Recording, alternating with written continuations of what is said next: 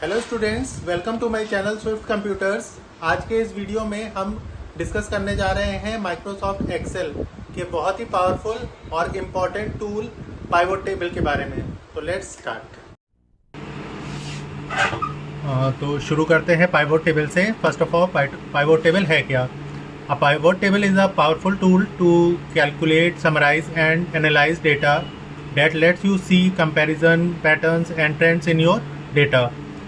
A pivot table allows you to extract the significance from a large detailed data set. It can automatically sort, count and total the data stored in one table and spreadsheet and create a second table displaying the summarized data. तो first of all pivot table क्या करता है कि अगर हमारे पास कुछ ऐसा data है जिसमें रिपीटेड वैल्यूज़ हैं, ठीक है, जैसे अगर हमें सेलमैन वाइज सेल चाहिए या एरिया वाइज सेल चाहिए या प्रोडक्ट वाइज सेल चाहिए जिसमें जो है एरिया, प्रोडक्ट और सेल्समैन के नाम रिपीटेड है, तो पाइवोट टेबल क्या करता है कि जितनी भी रिपीटेड वैल्यूज़ हैं उनका एक ग्रुप बना लेगा और ग्रुप के बेसिस पे ये सम ऑफ सेल अमाउंट कैलकुलेट कर सकता है। ठीक है, अब जैसे एक डेटा लेके चलते हैं, जैसे सपोज करो एक्सेल में हमारे पास ये डेटा है जिसमें हमें name of salesman, area, product और सेल्स अमाउंट गिवन है। और अगर हम इसको ध्यान से देखें तो इसमें एरिया भी रिपीटेड है, प्रोडक्ट भी रिपीटेड है और सेल्समैन के नाम भी रिपीटेड है। ठीक है, अगर हमें सेलमैन वाइज सेल चाहिए, प्रोडक्ट वाइज सेल चाहिए या एरिया वाइज सेल चाहिए तो इसको हम किससे कर सकते हैं? पाइवोट टेबल से। पाइवोट टेबल क्या करता है कि जितनी भी रिपीटेड वैल्यूज़ हैं उनका एक ग्रुप बना लेगा।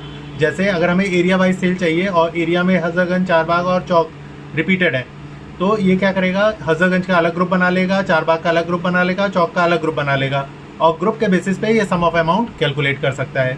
ठीक है, तो पाइवोट टेबल के लिए हम क्या करेंगे, अपने पूरे डेटा को जो है हाईलाइट करेंगे, इंसर्ट में जाएंगे और यहाँ से लेंगे पाइवोट टेबल। जब पाइवोट टेबल लेंगे तो ये पूछेगा सिलेक्ट अ रेंज और टेबल, तो वो टेबल तो हमने पहले से ही सिलेक्ट कर रखा है। अब ये पूछ रहा है कि आपको पाइवोट टेबल कहाँ पे चाहिए, नई वर्कशीट पे चाहिए या एग्जिस्टिंग शीट पे चाहिए? हमने कहा हमें नई वर्कशीट पे चाहिए, तो इसको क्लिक करके ओके करेंगे। जैसे ही ओके करेंगे तो हमारा यहाँ पे ये एक पाइवोट टेबल की शीट खुल जाएगी। इसमें आपके पास राइट हैंड साइड में जितनी भी आपकी हेडिंग्स है वो आ जाएंगी, name of salesman, area, product और सेल्स अमाउंट। और यहाँ पे आपके पास 4 एरिया आएंगे, report filter, column label, row label और वैल्यूज़। फर्स्ट ऑफ ऑल इन चारों में जिसमें भी हमें कैलकुलेशन करना है उसको तो रख लेंगे हम वैल्यूज़ एरिया में। इन चारों में कैलकुलेशन किस चीज़ का हो सकता है? सेल अमाउंट का, क्योंकि सेल अमाउंट में ही न्यूमेरिक वैल्यू है, तो इसको उठा के हम रख लेंगे वैल्यूज़ में। जैसे इसको वैल्यूज़ में रखेंगे तो आप लेफ्ट हैंड साइड में देखेंगे कि सम ऑफ टोटल अमाउंट यहाँ पे आ गया। अब कंप्यूटर आपसे पूछने लग जाएगा आपको किस वाइज देखना है, name of salesman wise, area wise या प्रोडक्ट वाइज। हमने कहा हमें सेलमैन वाइज सेल देखनी है, तो सेलमैन को हमने रख दिया रो लेवल में। तो अगर हम इसको ध्यान से देखें, भले ही दीपक का नाम जो है बहुत सारी बार रिपीटेड है, इसने दीपक का एक ग्रुप बना लिया और यहाँ पे दीपक की सेल आ गई, ललित की सेल आ गई, विकास की सेल आ गई और यश की सेल आ गई। यहाँ पे आपको सेलमैन वाइज डेटा एक्सट्रैक्ट करके दिखा रहा है। अब हमने कहा हमें सेलमैन वाइज सेल नहीं, एरिया वाइज सेल चाहिए, तो नेम ऑफ सेल्समैन हमने यहाँ से हटा लिया और यहाँ से हमने एरिया ले लिया। अब अगर इसको ध्यान से देखें, ये हमें एरिया वाइज सेल दिखा रहा है। अगर हमें एरिया वाइज नहीं प्रोडक्ट वाइज सेल चाहिए तो इसको यहाँ से हटाया, प्रोडक्ट रख लिया रो लेबल में। अब ये आपको प्रोडक्ट वाइज सेल दिखा रहा है। अब हमने कहा हमें salesman wise as well as product wise दोनों वाइज चाहिए, तो प्रोडक्ट को हमने रख लिया कॉलम लेबल में और नेम ऑफ सेल्समैन को रख लिया रो लेबल में। तो अगर हम इसको ध्यान से देखें तो ये दिखा रहा है दीपक ने कैबिनेट जो है इतने की बेची, कीबोर्ड इतने का, माउस नहीं बेचा और स्पीकर्स इतने का बेचा। यहाँ पे अगर हम इसको हॉरिजॉन्टली देख रहे हैं तो ये आपको जो है सेलमैन वाइज दिखा रहा है, और अगर हम इसको वर्टिकली देख रहे हैं तो यहाँ पे आपको जो है प्रोडक्ट वाइज सेल दिखा रहा है। अब हमने कहा हमें एरिया वाइज भी देखना है, तो एरिया को रख लिया रिपोर्ट फिल्टर में।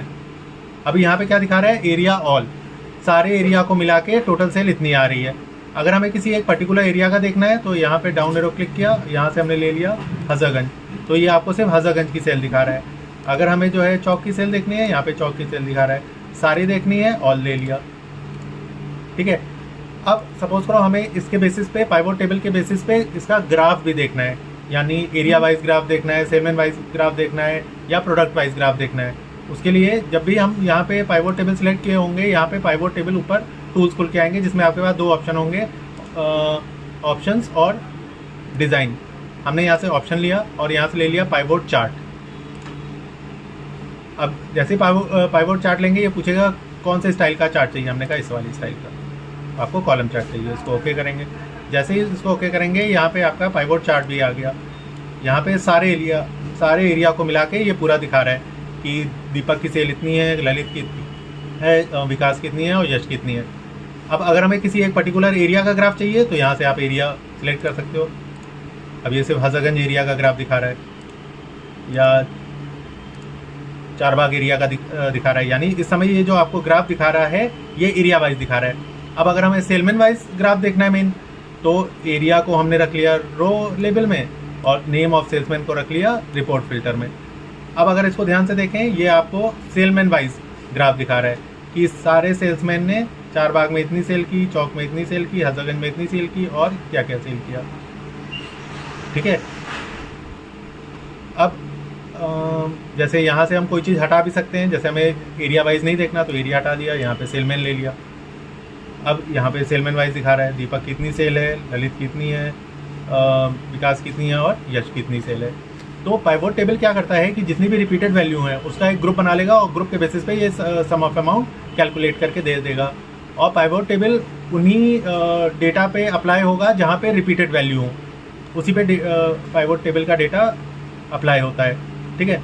अब जैसे हमने शीट 1 पे गए, अब यहाँ पे अगर हमने कुछ चेंजेस किए, जैसे दीपक ने हजरतगंज में कीबोर्ड बेचा है 23,000 का, हमने कहा नहीं 50,000 का बेचा, यहाँ पे एंटर किया। अब हम चाहते हैं इसका इफेक्ट जो है शीट 3 में हमें दिखे, तो शीट 3 में जाएंगे और यहाँ पे हमें एक बार इस डेटा को रिफ्रेश करना पड़ेगा। रिफ्रेश करने के लिए यहाँ से ऑप्शन लेंगे और यहाँ से रिफ्रेश बटन पे क्लिक करेंगे। जैसे रिफ्रेश बटन पे क्लिक करेंगे, यहाँ पे जो है चेंजेस अकर हो जाएंगे।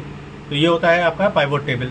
पाइवोट टेबल एक्सेल का बहुत ही पावरफुल टूल है और इस समय हर कॉर्पोरेट ऑफिस में इसका यूज़ हो रहा है।